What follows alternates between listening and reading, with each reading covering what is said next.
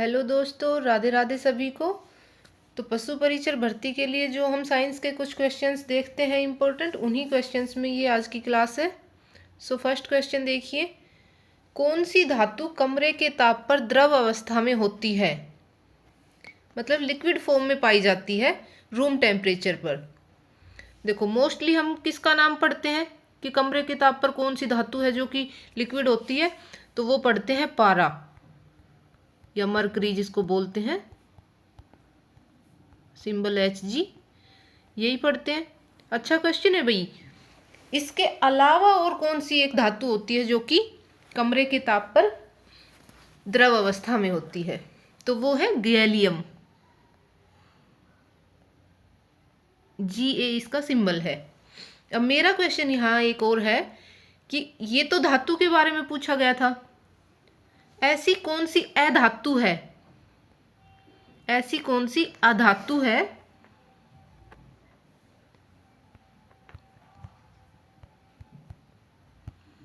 अधातु जो कि कमरे के ताप पर द्रव अवस्था में होती है। तो अगर अधातु पूछ लिया जाए तो वो अधातु होती है ब्रोमीन।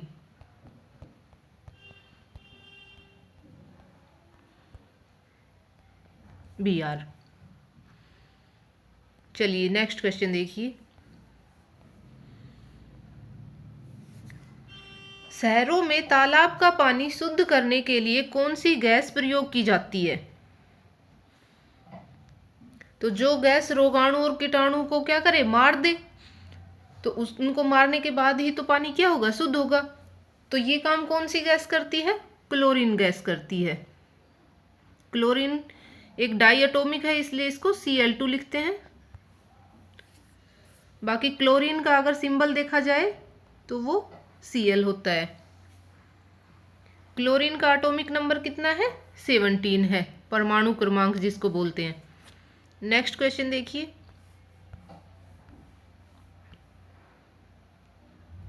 ग्रंथि जिसमें वृद्धि हार्मोन बनता है, जो कि ह्यूमन बीइंग्स में वृद्धि के लिए, जिसकी वजह से ह्यूमन बीइंग्स में वृद्धि होती है, तो वृद्धि हार्मोन किस ग्रंथि में बनता है। यहाँ पर फर्स्ट ऑप्शन पीयूष ग्रंथि, जिसको कि पिट्यूटरी ग्लैंड भी कहते हैं।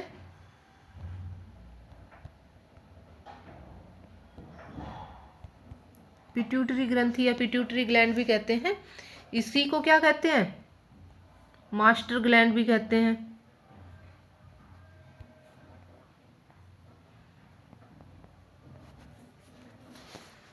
और इसकी शेप कैसी होती है, मटर के दाने के जैसी,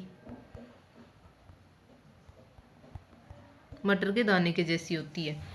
तो यही क्या करती है, वृद्धि हार्मोन। और इसी की कमी से ये जो वृद्धि हार्मोन अगर कम सिक्रीट होता है तो उससे ही क्या आ जाता है, बोनापन आ जाता है। तो बोनेपन का कारण भी कौन सी ग्रंथि है, पीयूष ग्रंथि। नेक्स्ट क्वेश्चन देखिए, किसी तत्व की परमाणु संख्या किससे संदर्भित की जाती है।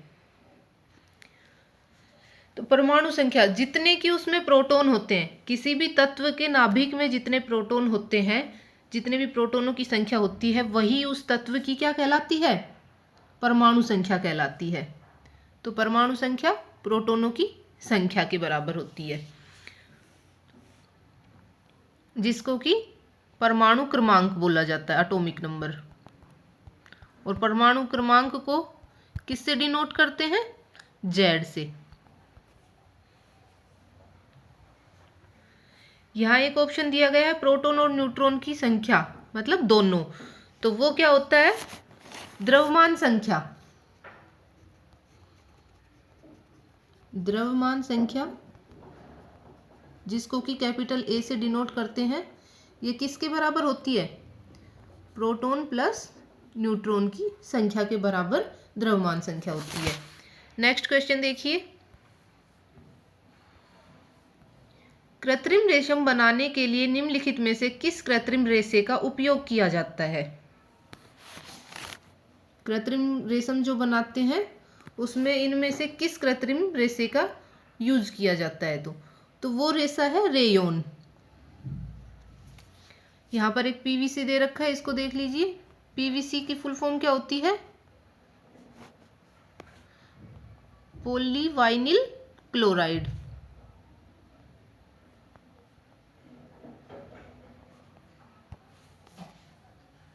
पीवीसी के पाइप वगैरह सुने होंगे आपने, घरों में जो फिटिंग में यूज करते हैं वो पीवीसी पाइप होते हैं। नेक्स्ट क्वेश्चन देखिए, विद्युत धारा की मात्रा को मापने के लिए निम्नलिखित में से कौन सा यंत्र प्रयुक्त किया जाता है? ठीक है भाई, धारा का मापन, तो यहाँ क्या हो गया, धारा का मापन हो रहा है, तो धारा का मापन कौन करता है? एमीटर।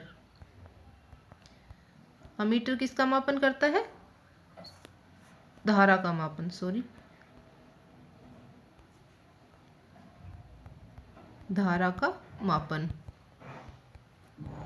अमीटर करता है। अमीटर को हमेशा किस क्रम में लगाया जाता है? श्रेणी क्रम में लगाया जाता है। श्रेणी क्रम में अमीटर को लगाया जाता है। और एक आदर्श अमीटर का प्रतिरोध, आदर्श अमीटर का प्रतिरोध कितना होना चाहिए? अगर ये क्वेश्चन आ जाए कि एक आदर्श अमीटर का प्रतिरोध कितना होना चाहिए, तो वो होना चाहिए 0। ये भी आपको ध्यान में रखना है। एक यहाँ पर वोल्ट मीटर दे रखा है, इसको समझ लो, विभव का मापन करता है भाई। वोल्ट मीटर किसका मापन करता है? विभव का मापन करता है।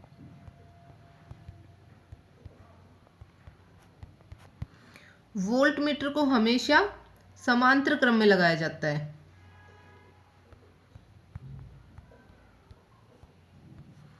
समांतर क्रम में इसको लगाया जाता है। और आदर्श वोल्ट मीटर का प्रतिरोध कितना होता है? इन्फिनिटी होता है भाई, अनंत होता है। आदर्श वोल्ट मीटर का प्रतिरोध अनंत हो जाएगा। और अगर आदर्श अमीटर का प्रतिरोध पूछ लिया जाए तो वो 0 हो जाएगा। ये दोनों ही बातें आपको ध्यान में रखनी है। नेक्स्ट क्वेश्चन देखिए, निम्नलिखित में से कौन सी इकाई को शक्ति मापने की इकाई के रूप में इस्तेमाल किया जाता है? शक्ति, यहाँ पावर की बात हो रही है। पावर क्या होती है? पावर, कार्य करने की दर ही क्या कहलाती है? शक्ति। ये हो गया। तो देखो, शक्ति को किससे, P से डिनोट करेंगे? कार्य बटे, इसका फॉर्मूला क्या होता है? शक्ति इक्वल टू कार्य बटे समय, power equal to work upon time. ये भी ध्यान रखना है। तो कार्य का देखो यहाँ पर क्या हो जाएगा, कार्य का मात्रक जूल हो जाएगा और समय का मात्रक सेकंड होता है। तो जूल अपॉन सेकंड को ही क्या कहते हैं? वाट कहते हैं। और यही हमारा क्वेश्चन का आंसर है।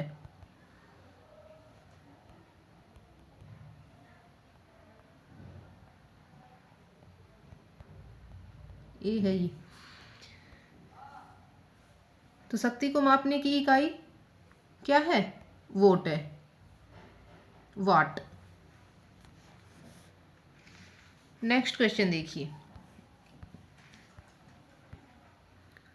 किसी गतिशील वस्तु के द्रव्यमान और वेग के गुणनफल को क्या कहते हैं? द्रव्यमान और वेग का गुणनफल। द्रव्यमान मतलब मास और वेग मतलब वेलोसिटी। इसको क्या कहते हैं? संवेग कहते हैं। संवेग मतलब मोमेंटम। और इसको डिनोट P से करते हैं, P इक्वल टू mv हो जाएगा। नेक्स्ट क्वेश्चन देखिए,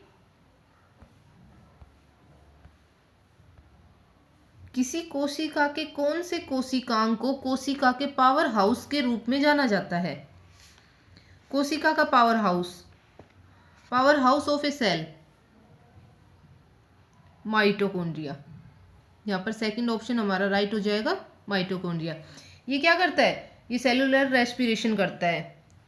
सेल से क्या करता है? पोषक तत्वों को लेता है, इनको तोड़ता है और फिर इसको ऊर्जा में चेंज करता है।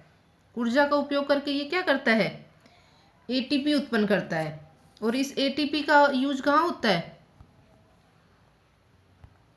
विकास और गति के लिए होता है। इसीलिए इसको क्या कहते हैं, कोशिका का पावर हाउस कहते हैं। गति और विकास में इस एटीपी का यूज होता है। नेक्स्ट क्वेश्चन देखिए,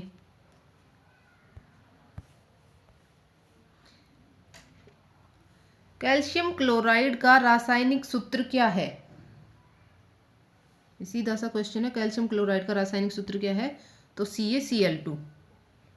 ये क्या होता है, कैल्शियम क्लोराइड। नेक्स्ट क्वेश्चन देखिए, निम्नलिखित में से कौन सी युक्ति यांत्रिक ऊर्जा को विद्युत ऊर्जा में परिवर्तित करती है। यांत्रिक को किस में चेंज कर रही है, विद्युत ऊर्जा में, यांत्रिक ऊर्जा को विद्युत ऊर्जा में। तो वो क्या होता है, विद्युत जनरेटर, या जिसको डायनेमो बोलते हैं, जनित्र बोलते हैं। और अगर इससे उल्टा पूछ लिया जाए कि विद्युत ऊर्जा को यांत्रिक ऊर्जा में, अगर इससे ऐसे उल्टा हो विद्युत ऊर्जा से यांत्रिक ऊर्जा में, तो वो काम कौन करता है, विद्युत मोटर करती है।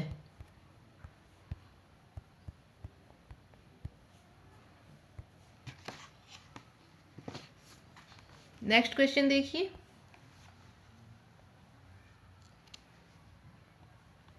जब प्रकाश एक माध्यम से दूसरे माध्यम में प्रवेश करता है तो प्रकाश किरण के मुड़ने की प्रक्रिया को क्या कहा जाता है।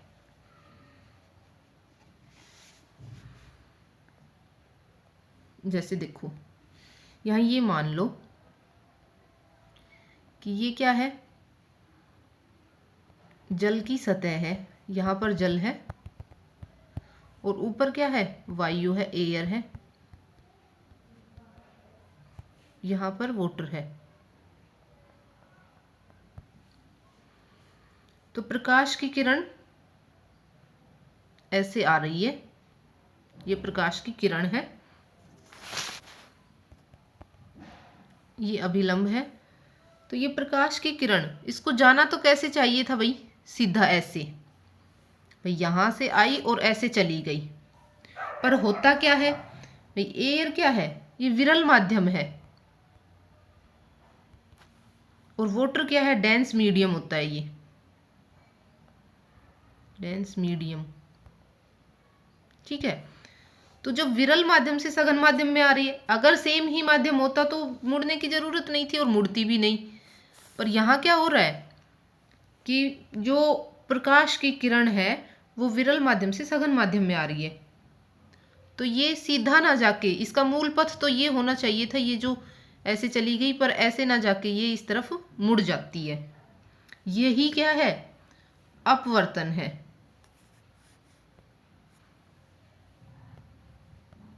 यही क्या है, अपवर्तन है। तो इसका आंसर क्या हो जाएगा, अपवर्तन। प्रकाश किरण के मुड़ने की प्रक्रिया पूछी गई है हमसे, तो यहां पर अपवर्तन हो जाएगा। और यदि ये प्रकाश की किरण आई और वापस चली गई तो ये क्या हो जाता है, परावर्तन। वापस उसी मीडियम में चली गई, इसी मीडियम में थी और इसी मीडियम में चली गई, तो ये परावर्तन। परावर्तन को रिफ्लेक्शन कहते हैं और अपवर्तन को रिफ्रैक्शन कहते हैं। यहां पर एक बात और ध्यान दो भाई, जो लेंस होता है, लेंस वो अपवर्तन घटना पे आधारित होता है, आपको ध्यान रखना है। तो अपवर्तन का मूल कारण अगर पूछा जाए तो वो क्या हो जाएगा, भिन्न भिन्न माध्यमों में जो अलग अलग माध्यम है वो प्रकाश के वेग का उनमें भिन्न भिन्न होता है। एक माध्यम में प्रकाश का वेग अलग है, जैसे वायु में अलग है, जल में अलग होगा, तभी तो वो किरण क्या होती है, मुड़ जाती है। चलिए नेक्स्ट क्वेश्चन देखिए, त्वरण को मापने के लिए किस इकाई का प्रयोग किया जाता है। एक्सेलरेशन, त्वरण, त्वरण की बात हो रही है भाई। एक्सेलरेशन, इसको स्मॉल ए से डिनोट करते हैं। ए इक्वल टू क्या होता है, वेग में परिवर्तन। वेग में परिवर्तन को कैसे दिखा देंगे, अपॉन टी। ये क्या हो गया, त्वरण हो गया। तो वेग का वेग का आपको पता है कि वेग की जो यूनिट होती है वो क्या होती है, मीटर पर सेकंड होती है, और टाइम की सेकंड होती है। तो यहाँ इससे क्या हो जाएगा, मीटर पर सेकंड स्क्वायर। तो यहाँ हमसे यूनिट ही पूछी गई है, इकाई। इकाई क्या होती है, तो मीटर पर सेकंड स्क्वायर, मीटर पर सेकंड स्क्वायर हो गया। यहाँ देखिए एक्सेलरेशन होता क्या है, rate of change of velocity is called acceleration, यानी कि वेग में परिवर्तन की दर ही क्या है, त्वरण कहलाती है।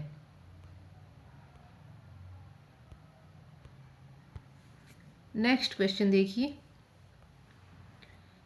निम्नलिखित में से किस माध्यम में ध्वनि की गति उच्चतम होती है। स्पीड ऑफ साउंड की बात हो रही है।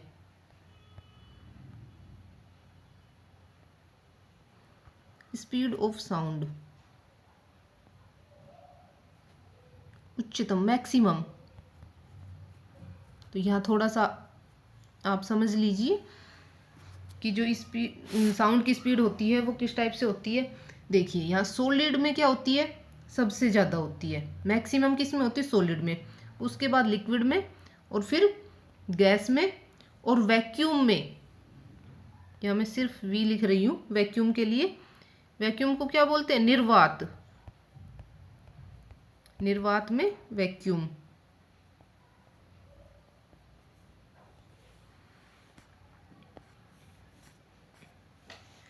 वैक्यूम में, ठीक है। तो अब देखिए यहाँ पर सबसे ज़्यादा किस में हो जाएगी, सॉलिड में।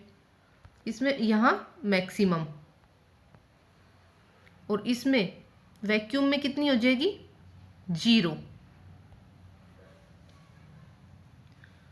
तो यहाँ सॉलिड कौन सा है, देखो भाई निर्वात में तो 0 हो गई, हट गया। पानी क्या हो गया, लिक्विड हो गया, ये भी हट गया। वायु ये क्या हो गई, गैस हो गई, ये भी हट गई। तो इस्पात, लोहा, स्टील वगैरह जो भी हैं, जो कि सॉलिड है, उनमें इसकी गति क्या होती है, मैक्सिमम होती है। तो यहाँ पर सेकंड ऑप्शन हमारा राइट हो जाएगा। नेक्स्ट क्वेश्चन देखिए, निम्नलिखित में से कौन सा रोग बैक्टीरिया से होता है। देखिए भाई यहाँ कई बार ऐसा क्वेश्चन आ जाता है कि निम्नलिखित में से कौन सा रोग वायरस से होता है, कौन सा बैक्टीरिया से होता है, कौन सा प्रोटोजोआ से होता है। इन सब से ऐसे करके पूछते रहते हैं, तो आपको पता होना चाहिए कि किस में कौन सा होता है। अगर आप लोग कहेंगे तो मैं एक क्लास लेके आ जाऊंगी जो कि ह्यूमन डिजीज के बारे में ही होगी। यहाँ देखिए बैक्टीरिया जनित रोग कौन सा है, गोनेरिया है। फोर्थ ऑप्शन यहाँ पर हमारा राइट हो जाएगा। गोनेरिया को ही क्या कहते हैं, सुजाक भी कहते हैं। ये क्या है, एक एसटीडी रोग की कैटेगरी में आता है, यानी कि सेक्सुअली ट्रांसमिटेड डिजीज जो होती हैं, लिंग संसर्ग रोग जो होते हैं, उनमें आता है। ठीक है भाई, इसमें प्रभावित अंग जो होते हैं वो जेनिटल्स होते हैं, यानी कि जो सेक्सुअल ऑर्गन होते हैं वो होते हैं, जननांग जो होते हैं वो होते हैं। ये थी हमारी आज की क्लास। आई होप आपको अच्छी लगी होगी। अगर आपको वीडियो अच्छा लगा तो प्लीज़ वीडियो को लाइक करना और चैनल को ज़रूर से सब्सक्राइब कर लेना, ताकि आप कोई भी वीडियो छोड़े नहीं। थैंक यू सो मच दोस्तों। राधे राधे।